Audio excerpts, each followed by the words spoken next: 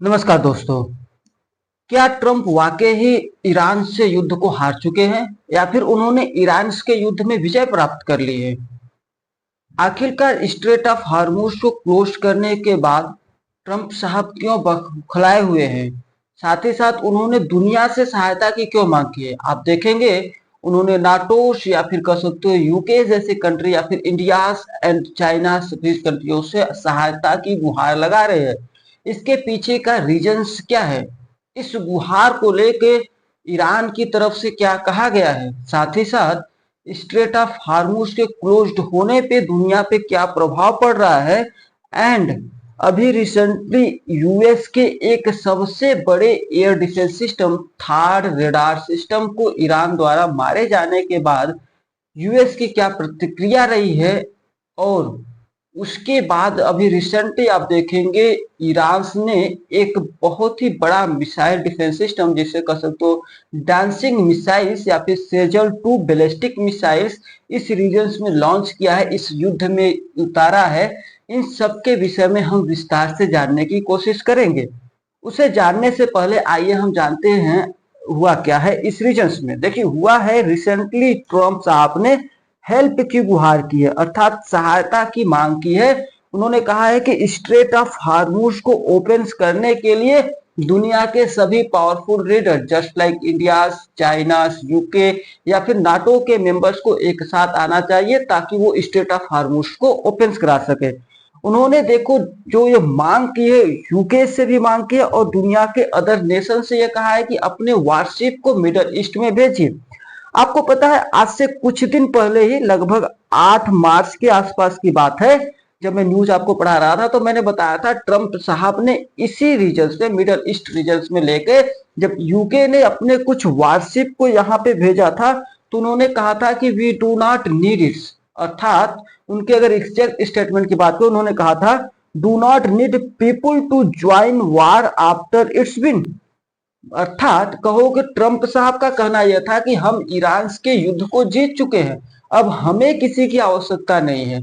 और उसके देखिए केवल एक हफ्ते के बाद करीब 16 मार्च को देखेंगे इन्हीं ट्रंप साहब ने कहा कि नहीं हमें दुनिया की आवश्यकता है, हमें यूके, इंडिया, चाइना जैसे कंट्रीज की आवश्यकता है कि वो सभी लोग आए और मिल के क्या करें स्ट्रेट ऑफ हार्मुज को क्लोज कराए। आप देखेंगे स्ट्रेट ऑफ हार्मुज की अगर मैं बात करूं तो ईरान ने वहां पे एक क्लियर मैसेज दिया था। शुरुआती समय में क्या हुआ था कि ईरान ने स्ट्रेट ऑफ हार्मुज को क्लोज किया था, लेकिन अभी फिलहाल में ईरान ने क्या किया स्ट्रेट ऑफ हार्मुज को क्लोज तो किया है, लेकिन इसने केवल और केवल यूएस, इजराइल और यूरोपियन नेशंस के लिए इसे क्लोज किया है, बाकी और नेशंस के लिए इसे ओपन कर दिया है। क्योंकि आपको पता है इस युद्ध के ही अंदर लगभग 4 से भी अधिक शिप जो है इंडिया के जो फ्लैग के शिप थे वह इसी स्ट्रेट ऑफ हार्मुज से पास होकर भारत की धरती पे आ चुके हैं। एंड अदर नेशंस के भी जो वो नेशन जो ईरान के साथ युद्ध में शामिल नहीं है, जो ईरान से खिलाफ अटैक नहीं कर रहे हैं, उनके शिपमेंट को ये आने दे रहा है। और दूसरे के जस्ट लाइक यूके हो गया, इसराइल हो गया या फिर यूरोपियन नेशन के जो मेंबर्स है उनके जो शिपमेंट को वो यहाँ से आने नहीं दे रहा। उसके पीछे का रीजन उसने बताया है क्योंकि इनके साथ 12 युद्ध चल रहा है। अब इसी बात को लेकर चूंकि भाई यूरोपियन नेशंस के और यूएस के शिपमेंट को आने नहीं दे रहा है, तो अब ट्रंप साहब कह रहे हैं कि दुनिया के सभी लोग यहाँ पे आए और हमारी सहायता करें। जस्ट लाइक उन्होंने नाटो से भी कहा है कि नहीं आप भी हमारे यहाँ पे सहायता करिए, नहीं तो आपके लिए यह बहुत ही वेरी वेड होगा, बहुत ही खराब होगा फ्यूचर्स में। अगर आपको आवश्यकता होगी तो भी भाई आप भी सोच के रखिएगा। अर्थात वो नाटो को यह कहना चाह रहे हैं कि नाटो के जो मेंबर्स है वो आए और स्टेट ऑफ हार्मुज को ओपन कराने के लिए हमारी सहायता करें। आखिरकार ट्रंप साहब ने केवल और केवल 12 से 15 दिन के इस युद्ध में ऐसा क्या हुआ कि अब ट्रंप साहब जिस युद्ध को कह रहे थे कि वह जीत गए हैं और उस युद्ध में दुनिया की सहायता की आवश्यकता पड़ गई है। आपको पता है इससे पहले भी ट्रंप साहब ने लगभग जनवरी में ही एक युद्ध लड़ा था वेनेजुएला में, जहां हार्डली एक वीक के अंदर ही उन्होंने क्या था वेनेजुएला के जो प्रेसिडेंट है मुद्रो और उसकी वॉइस को कैप्चर कर लिया था और वेनेजुएला के इंटायर पॉलिटिक्स को चेंज कर दिया था। वही गुरु था ट्रम्प साहब का। उन्होंने लगा कि नहीं भाई वो ईरान में भी आएंगे और ईरान को भी 1-2 हफ्ते के अंदर ही क्या करेंगे, कैप्चर कर लेंगे। लेकिन उनके दाव उल्टे पड़ते हुए दिखे। भाई Iran is not like a Venezuela, Iran Venezuela तो नहीं है। ईरान की अपनी भाई मिलिट्री कैपेसिटी से, और ईरान के जो ड्रोन्स होते हैं आप भी जानते हैं बहुत ज्यादा स्ट्रॉन्ग से। तो ईरान का युद्ध अभी लंबा खींचने की संभावना है, और ईरान के साथ ट्रंप वेनेजुला की तरह एक वीक के अंदर ही जीतना थोड़ा सा मुश्किल दिखाई दे रहा है। बात करो देखिए ट्रंप साहब की जो धमकियां होती है वो आप आसानी से नहीं ले सकते हो, क्योंकि आपको पता है ट्रंप साहब जब से दूसरी बार आए उन्होंने multiple organization just like World Trade Organization, Paris Agreement, UNESCO से अपने नाम को विथड्रॉ कर लिया है। यहाँ तक कि नाटो को भी वो आंख दिखाते हुए दिखते हैं। उन्होंने नाटो से कहा था, जो नाटो के मेंबर से उन लोगों से कहा था कि आप अपने बजट का लगभग 2% क्या है डिफेंस में खर्चा करिए, नहीं तो जो हम रेवेन्यू देते हैं नाटो को उसमें भी हम कमी कर सकते हैं। मतलब उसके बाद देखिए ट्रम्प साहब अभी टेरिस में भी लेके बहुत ज्यादा गेम्स खेल रहे थे। जस्ट लाइक आप देखेंगे उन्होंने बहुत सारे कंट्रीज पे क्या कहा था, ह्यूज अमाउंट ऑफ टैरिफ लगा दिया था।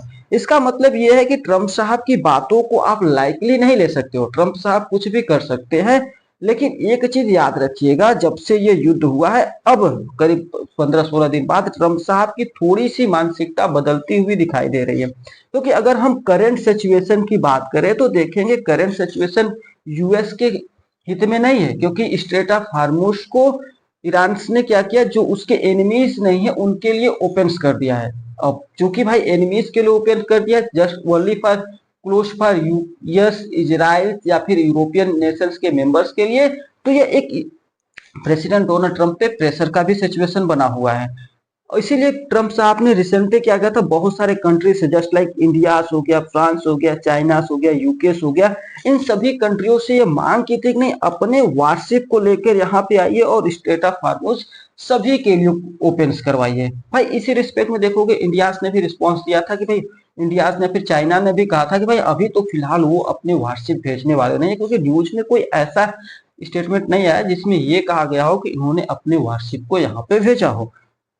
लेकिन अगर हम बात करते हैं स्टेट ऑफ हार्मुज, तो आप जानते हैं स्टेट ऑफ हार्मुज हर किसी के लिए इंपॉर्टेंट है, इंडिया के लिए भी इंपॉर्टेंट है या फिर दुनिया के सब नेशंस के लिए इंपॉर्टेंट है। क्योंकि रिसेंटली स्टेट ऑफ हार्मुज जानते हैं इसमें क्या होता है, सबसे बड़ा ऑयल ट्रेड अगर होता है तो कहीं पे तो यहीं पे होता है। दुनिया की लगभग 20 से 25% का जो ऑयल ट्रेड होता है वो यहीं पे होता है। आप मान से कह सकते हैं लगभग 20 से 21 मैट्रिक मिलियंस बैरल्स के आसपास जो ऑयल पर डे यहाँ से पास होता है। स्ट्रेट ऑफ हार्मुज के क्लोज होने के बाद आप देखेंगे भारत में गैस की डिमांड्स बहुत ज्यादा बढ़ गई है।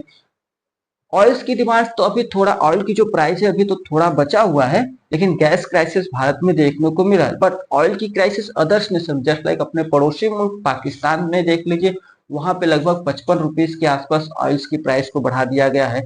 यूरोपियन नेशंस में तो ऑयल प्राइस पूछिए मत, ह्यूज अमाउंट ऑफ इन्फ्लेशन देखने को वहां पे मिल रहा है। अगर मैं बात करूं आखिरकार ईरान का रिएक्शंस क्या था, जो इन्होंने कहा था कि नहीं भाई दुनिया के सभी नेशंस आए और स्टेट ऑफ हार्मुज को क्लोज करे, तो ईरान बहुत ही क्लियर करता है। उसने कहा था beginnings the world for help, अर्थात उनका कहना है कि अब ये दुनिया से सहायता की मांग कर रहे हैं। सेकेंड ईरान ने कहा था कि भाई हमने तो स्टेट ऑफ हार्मुज ओपन किया है, हमने केवल क्लोज उन्हीं के लिए किया है जो हमारी एनिमीज है, एनिमीज व्हीकल्स के लिए क्लोज किया है, बकिया सभी के लिए हमने इसे ओपन रखा हुआ है। अभी कुछ दिन पहले देखिए ट्रम्प साहब इतने बौखलाए हुए क्यों, क्योंकि अभी कुछ दिन पहले क्या हुआ था, जो एक थर्ड रेडार डिफेंस सिस्टम से जो जॉर्डन में तैनात था, इसको क्या किया ईरान के ड्रोन्स ने क्या किया था, अटैक किया और इस एयर डिफेंस सिस्टम को डिस्ट्रॉय कर दिया था। यह एयर डिफेंस सिस्टम दुनिया की अब तक की सबसे स्ट्रॉन्गेस्ट एयर डिफेंस सिस्टम में से एक मानी जाती है, क्योंकि इसकी जो कॉस्ट प्राइस है आप देखेंगे तो बहुत अधिक है। लगभग एक रेडार्स को बनाने में लगभग आपको 300 मिलियन डॉलर्स का उपयोग करना पड़ता है। अगर मैं इंडियन रुपीस में बात करूं तो लगभग ये 2500 करोड़ के आसपास यूज करते हैं पैसा केवल एक एयर डिफेंस सिस्टम बनाने में, और इसको ईरान के कुछ ड्रोन्स ने मार गिराया, जिसकी वजह से ट्रम्प साहब देखिए बहुत ज्यादा बौखलाए हुए, क्योंकि अब उन्होंने क्या किया है, साउथ कोरिया से अपने जो एयर डिफेंस सिस्टम वहां पे डिपॉजिट किए थे उनको ला रहे हैं मिडल ईस्ट में। जो इस बात को इंडिकेट करता है कहीं ना कहीं यूएस भी इस युद्ध से लेके थोड़े बहुत खतरे को महसूस कर रहा है। अगर मैं बात करूं थर्ड रेडार डिफेंस सिस्टम्स की, तो ये जो third radar air defence systems है, ये एनिमी की जो बैलिस्टिक्स मिसाइल्स नहीं होते उसे वो डिटेक्ट करती है, उस पर अटैक करती है और इसे डिस्ट्रॉय करती है। इसीलिए इसे दुनिया की सबसे स्ट्रॉन्गेस्ट एयर डिफेंस सिस्टम्स के रूप में जाना जाता है। जो अभी रिसेंटली क्या हुआ था, ईरान ने अटैक किया था, तो उसने यहाँ के एक रेडार सिस्टम जिसको हम ANTPY-2 कहते हैं, इसी को ही डिस्ट्रॉय कर दिया था, जिसपे मैं ऑलरेडी एक लेक्चर आपको बना रखा हूँ। वहीं अगर मैं बात करूं तो रिसेंटली अभी यूएस ने क्या किया, अपनी जो डांसिंग मिसाइल्स है, माफ करिएगा, ईरान ने क्या किया है, अपनी जो डांसिंग मिसाइल सिस्टम्स है उसको भी यहाँ पे यूज कर लिया है। डांसिंग मिसाइल सिस्टम्स के विषय में अगर मैं आपसे बात करूं तो ये इस तरह का मिसाइल्स है, ये इस तरह का बैलिस्टिक मिसाइल्स है जो हवा में जाने के बाद एक जो पाथ नहीं होता, सभी लोग पैराबोलिक पाथ को फॉलो करते हैं या फिर एक स्ट्रेट लाइन को फॉलो करते हैं और जाके एक अटैक करते हैं, बट ये हवा में जाके जस्ट लाइक जिगजैग मोशन की तरह जाती है, जिगजैग मोशन की तरह जाती है, जिससे कोई भी एयर डिफेंस सिस्टम जैसे लाइक आप कह सकते यूएस की पेट्रियट्स हो गए या फिर यूएस की थर्ड रडार सिस्टम्स हो गए या फिर ईरान की जो आयरन डोर सिस्टम्स है, इसे डिटेक्ट कर पाना, इसे डिस्ट्रॉय कर पाना, उसमें थोड़ा सा ये फेलियर दिखाता है।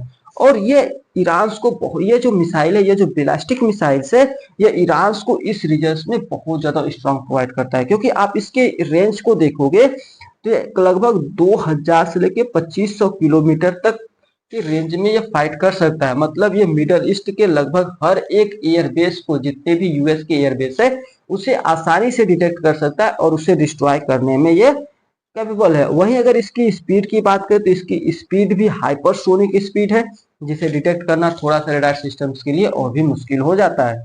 आई होप आपको थोड़ा बहुत समझ में आया होगा। अगर समझ में आया है तो you can help me. Thanks for watching. Thank you.